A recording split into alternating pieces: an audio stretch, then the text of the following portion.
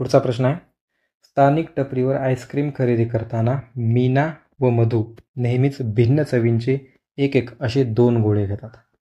टपरीवर chocolate, coffee, लिची, आंबा, बदाम, स्ट्रॉबेरी आणि व्हॅनिला हे स्वाद उपलब्ध आहेत.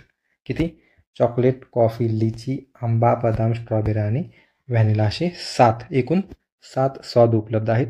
मीना बदाम खात नाही, मीना एक खात नाही त्यातलं, आणि मधू ही चॉकलेट व कॉफी आईस्क्रीम म्हणजे 2 खात नाही. ठीक आहे. एकूण किती आहेत? एकूण 7 फ्लेवर आहेत. मीना एक खात नाही आणि 2 खात नाही मधू.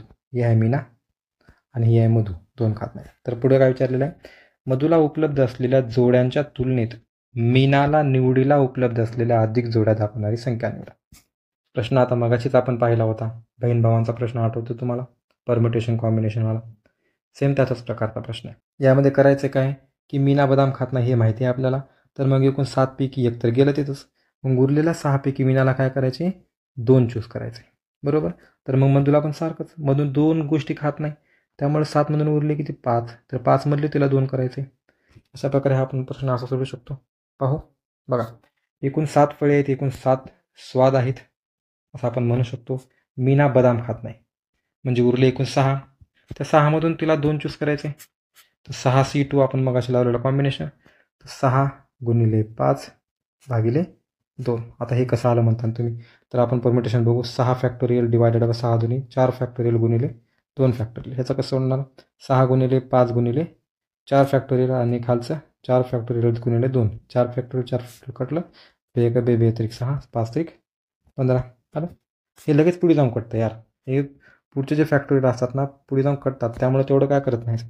6 C2 असेल ना तर खाली जेवढा आहे तेवढे चुकावरचा गुणाकार करायचा, तसंच करायचं. आणि समजा 8 C2 असेल तर 8 गुणिले 7 भागिले 2 असं करायचं, लवकर होऊन जाते.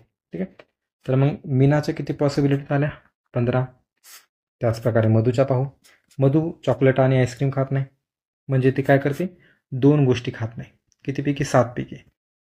2 खात नाही कितीपैकी? 7 पैकी. पण तिला किती उरली? 5 उरले. 7 पैकी 2 गेले ना, 3 2 खातच नाही 7 पैकी, तर उरले किती? 5. त्या 5 मधून तिला 2 बाजूला काढायचं खाण्यासाठी. तर मग त्यासाठी असणार 5 C2 कॉम्बिनेशन्स. त्याच प्रकारे आपण म्हटलं होतं मग अशी खाली 2 आहे तर 5 गुणिले 4 भागिले 2 करून घ्या. येणार किती? 10. बे 1 बे 2 4 5 2 10. 10 कॉम्बिनेशन्स आले मधूचे. मीनाचे आले किती? 15. त्यांनी काय विचारलेलं आहे? दोघांमधला फरक किती? बघा विचारले, मधूला उपलब्ध असलेल्या जोड्यांच्या तुलनेत मीनाला निवडीला उपलब्ध असलेल्या अधिक जोड्या दाखवणार. दोघांमधला फरक सांगायचा आपल्याला. बरोबर. दोघांमधला फरक किती आहे? हिला 15, हिला 10 आहे. बघता समजतं कितीचा फरक आहे? 5चा फरक आहे. तर याचं उत्तर येणार ऑप्शन क्रमांक 2. 55 ऑप्शन क्रमांक 2. तर अशा प्रकारे हा प्रश्न सोडवू शकता. पुन्हा एकदा पाहून घ्या व्हिडिओ, समजला नसेल तर चांगल्याने समजून घ्या. कॉम्बिनेशन्स अँड परम्युटेशनवरती यावर्षी 2 प्रश्न आलेले आहेत आणि एकदम सोप्या पद्धतीचे.